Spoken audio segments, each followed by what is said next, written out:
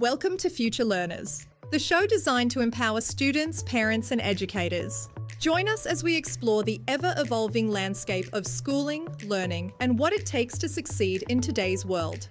This episode is brought to you by Euka Future Learning, Australia's largest online, full-time education provider for pre-K through 12 students seeking a flexible, relevant, and meaningful education. Visit euka.edu.au today. Hello and welcome back to another episode of Future Learners. I am one of your hosts, Brett Campbell, and I am joined by my esteemed co-host, Ellen Brown. How are you doing, Ellen? Great, thanks, Brett. Really good. Thought I'd switch it up there a little bit and see if I could do a little bit of a different intro. Ellen, absolutely excited today to talk about a topic that is taking the world by storm. Well, maybe not the world by storm, but it's certainly taking schooling by storm. There's lots of conversations happening and have been happening throughout the weeks as it pertains to schooling and part-time schooling and how that can affect students and families. And there's a lot happening, let's say. And where this really stems back to for me is there's a topic that I want to dive into today. And it's more related towards the senior years. So let's call it our teenage children who are nearing the ending of their schooling cycle, let's call it. We've talked about a lot of the younger years and getting set up and getting started and how do you sort of start your future learning journey. But I want to talk today about the intricacies because it is something that we at Euka have brought to market it's a world first. It's certainly an Australian first. And it is our very unique grade 11 and grade 12 offering. So I know, and I'm sure you get the exact same, but when we're having conversations that in the marketplace that, Euka is the only place that essentially offers this as an opportunity and not only just for someone to be able to finish their high schooling in a homeschooling setting, but to be able to then move on into university, colleges, etc., without actually having to sit exams. And that's the point in where most parents' heads go, What do you mean? You don't have to sit exams and you can still make a path through to university? So I want to dig into that today. So, Ellen, can you start by sharing why did we? This is probably a good starting spot. Why did you feel the need for us to bring grade 11 and grade 12 to the marketplace to start with? Oh, that's good. Yes, look, it really came down to the fact that we had, thousands of students coming along through those younger grades and into high school. And then it was the big question, what's next? And many of our students are not sure what's next. And some are sure, yes, they want to go off to university. And so then, they were finding, all right, well, what are our options? And at that point, it might have been something like going to TAFE, for example, and doing a certificate and then using that as a prerequisite, which is certainly a pathway that people might choose. But what happens then is you get into the first year of university and you do not have year 11 and 12 content under your belt. So you're already behind before you're even started at university, where your students that you're studying with have done 2 years of chemistry and you're all of a sudden having to attack it for the first time. So we could see that there was a real need, not just for the students who know they want to go to university, but also for those that want to keep their options open, and want to have the same opportunities as anybody else finishing school. So that's why we knew there needed to be a homeschooling year 11 and 12. So let's start by highlighting the differences between your, let's call it traditional year 11 and 12 and then your current year 11 and 12 pathway as we would call it with Euka. So look, basically one of the big things that we're seeing right now is a lot of news reports about kids who are going through year 12 now, sitting those major exams and the mental health crisis that is often causing for lots and lots of students. And at Euka, we've always had the stance that, an exam will show what a child remembers, but not necessarily what we know. I don't think there's any adult who wouldn't agree that we all had to cram for exams and don't remember a thing about what we studied. I know that was definitely the case for me as I was going through university. And yet we can all remember assignments that we worked on and that we were really proud of and that we learned things from. And so in Euka, we really have taken that right from little ones right through to year 12, saying, let's actually show what kids know in a relevant way rather than shooting for exams. So unlike the traditional grade 11 and 12 that you would do at school, where there are assessments that go through, but a major portion of your end of year results will come from those major exams, and everything's focused about how you are feeling that day.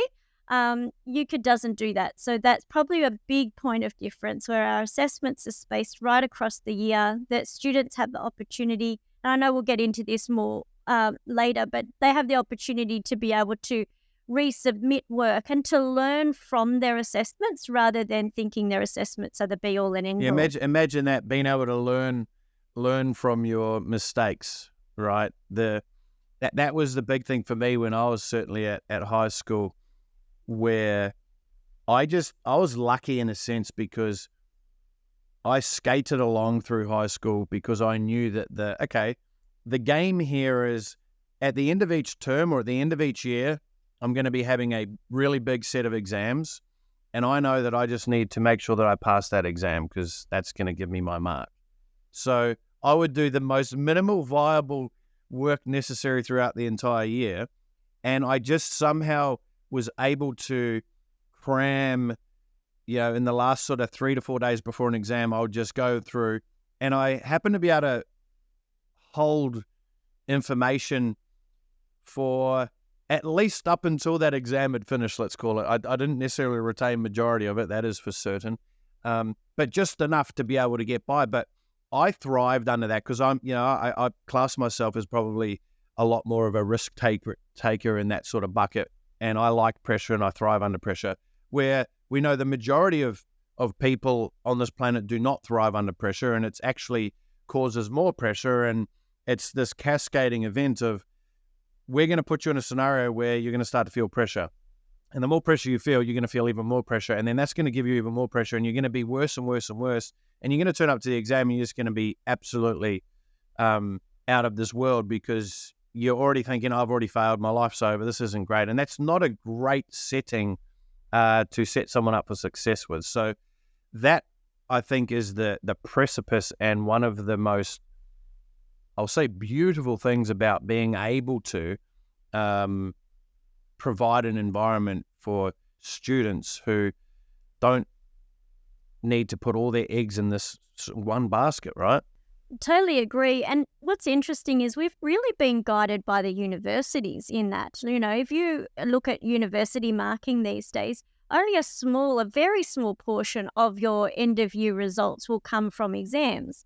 Universities have really moved towards assessments and feel that will show what a student is learning and what they know right across the year. And so if the universities are moving that way, to have a situation where students at that very critical age of their life, where things are very difficult to keep into proportion as it is, are thinking that these exams that they do in this one particular week are going to make or break, their future. It's a lot to carry, it quite unnecessary.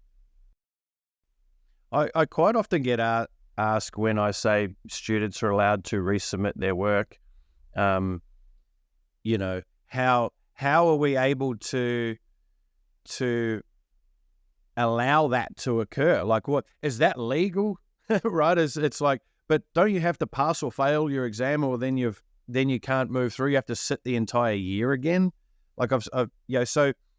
Talk to that for a moment, because I think there's a lot of misconceptions around the actual reality of expectation to succeed. Look, I couldn't agree with you more on this. This is something I'm really passionate about. The feeling that, I cannot understand how in a traditional classroom a teacher can say, our child doesn't know this, or they're having real problems with this, because that's your role. I've been a teacher for many years, and I can quite happily say that knowing a child was having a real struggle with something would put me into a panic, because I'd think, well, I better work out how to teach that child this particular thing rather than write it on a report and send it home, And so Euka has very much got that mindset that it's our role to prepare the students for where they want to go. So if a student wants to go to university and they want a certain mark so that they've got what they need to get in there, then our role is to support them in that learning. So if they're doing an assessment and they submit it and we can see, look, they're off track here, they need some extra support in this, the teacher will provide feedback and say, look, you know what? These are the areas that you really are needing to improve in, and here's some tips for that. And then the student can take that and learn from it and resubmit that exam, and then or that assessment, and then for us to get that and say, don't say that word. It's a taboo word. Well, you know what?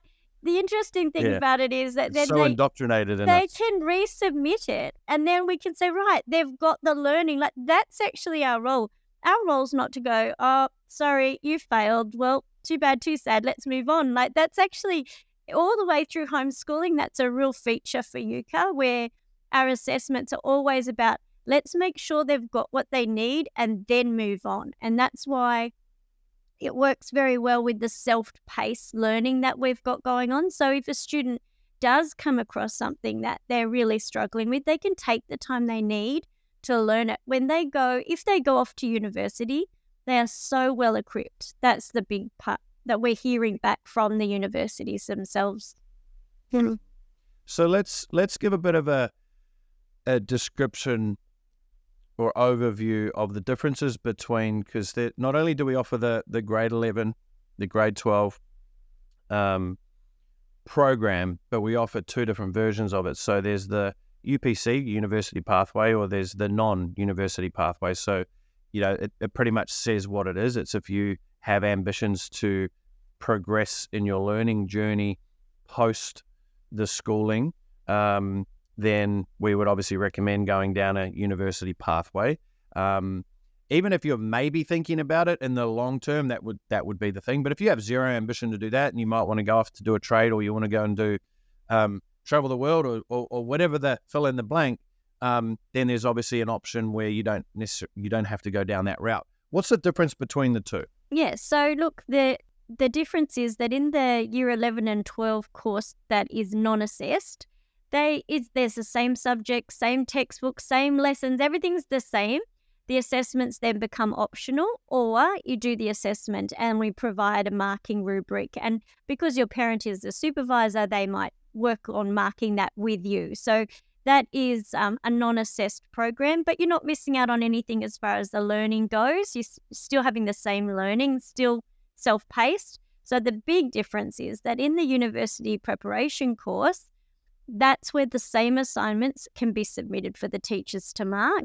And like we said, that's all about getting feedback and submitting so that you're getting the marks that you need. The other feature is in the UPC course, in Year 12 Term 4, you'll find that the students actually get a course that helps prepare them for uni. So they get something that you wouldn't get at school, and that is specialised lessons in things like academic writing, research skills, those kinds of skills that you often have to start quickly picking up in your first year of university. So we teach those in grade 12 Term 4, once their assessments are finished, they can actually spend time learning different skills that will really advance them once they get there. Amazing. So I know there'll be a number of people listening going, okay, so let's say my child does the university pathway and they have aspirations for a specific university. They go through grade 11, they go through grade 12, and it's like, well, how do I get into universities? Like, can I just walk up to a university? Can I apply like I normally would apply for a university? How does that function? It's actually better than how you would normally do it, because, in each state we have pathways through into university. So, it depends on which state you're in, which universities that we actually have partnerships with. Now, what does a partnership mean? That means that we guarantee that if the students hit the marks that the university has given us, that they will be able to have a place. And it's usually through the college, which is on the campus of the university. And what happens there is they'll go through to the college, they'll do 12 months there in the area of learning that they plan to do their degree in, and then they'll move into second year. So once you're in the college, you're then guaranteed your spot in second year as long as you're obviously passing. One of the really exciting features about that kind of pathway, doing that first year of your degree in the college, means that you actually have the whole year to make a decision about your major. So, for example, you might do a diploma of business in that first year and then go into a bachelor of finance. Or you might have done that first year and thought, I wanted to do finance, but you know what? In that first year, I've changed my mind. I want to go and do marketing as my major. You'll go in and do a Bachelor of Marketing. So you can actually decide during that first year with an academic team there to support you with your decision making. So you have a lot more support in that first year. You're not just thrown in the deep end. So there's a lot of students that are coming out of school that are vying for positions to go through into the college, knowing that there's that extra support that you get through the college. And we've just been lucky enough to make sure that we've got partnerships in every state so that our students can just guarantee their spot through into the college. If you wanted to go to a university that was one that wasn't part of our partnerships, quite often, and we've got lots of students that have done that, there's other pathways. All universities have pathways. We just have guaranteed places with our partners. We also help students if they really, really, really want to get a mark that's similar to an ATAR.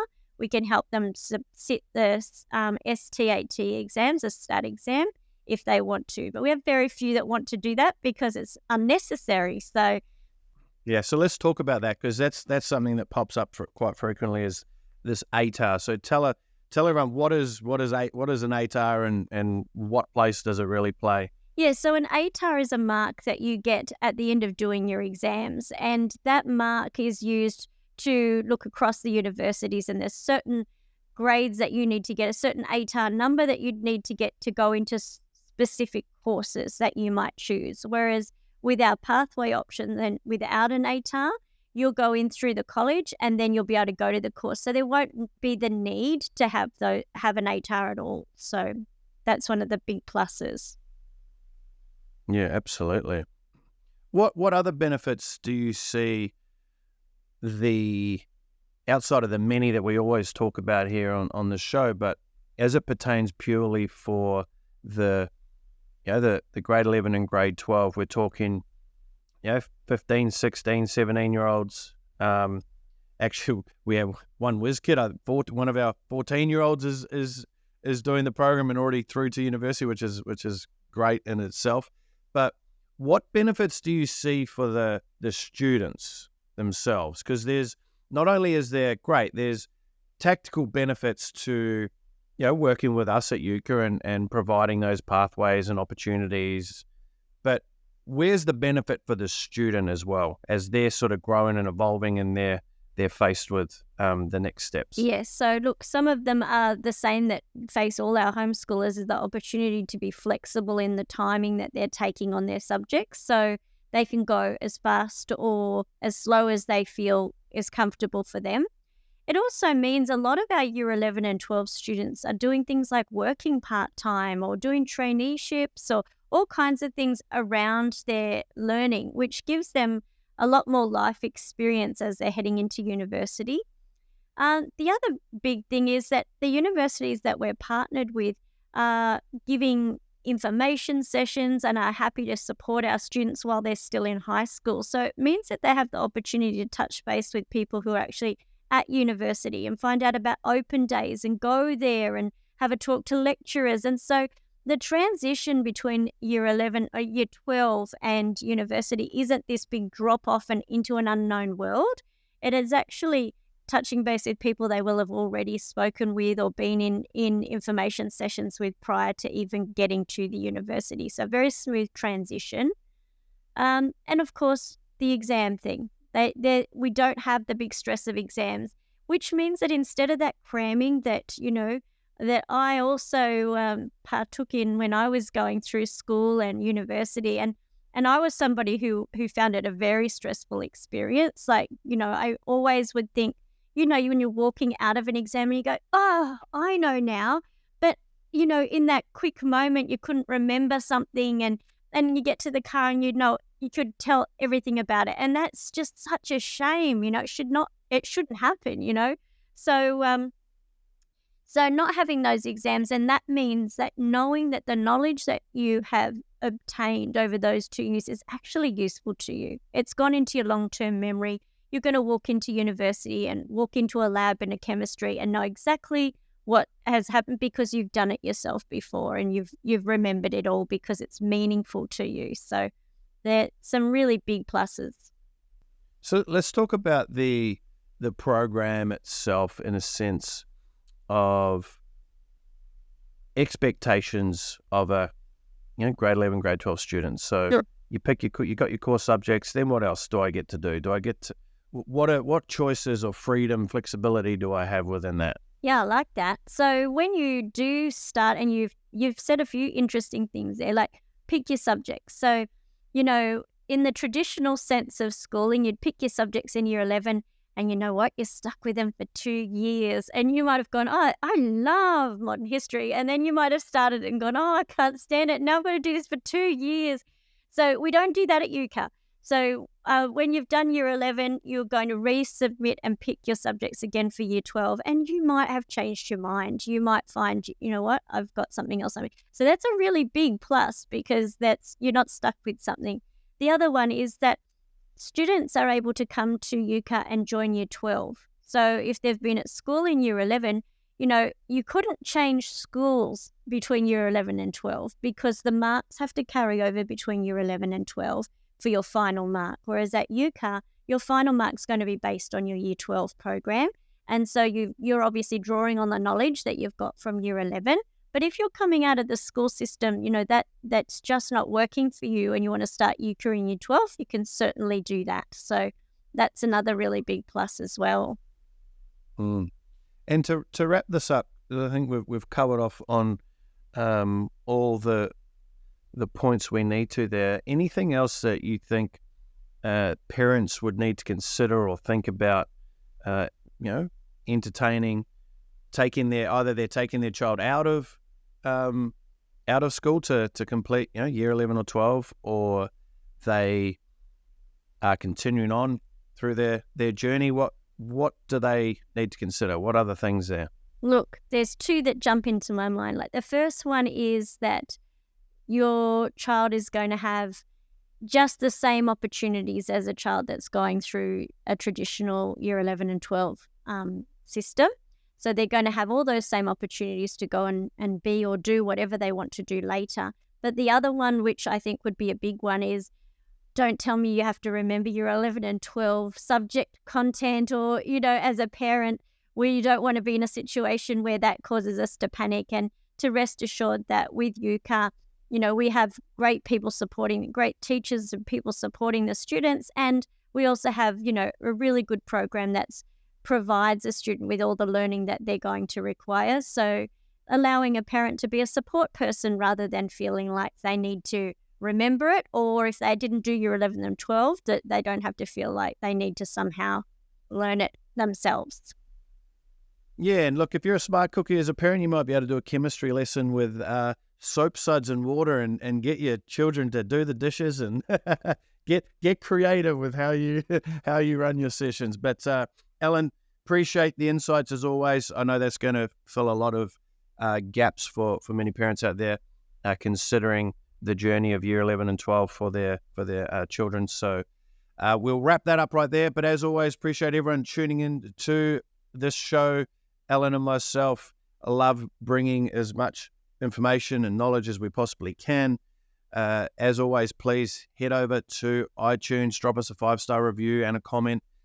We would really appreciate that. It helps us get the show out to more and more families who need to hear and be exposed and be made aware to the opportunities that they do have available to them.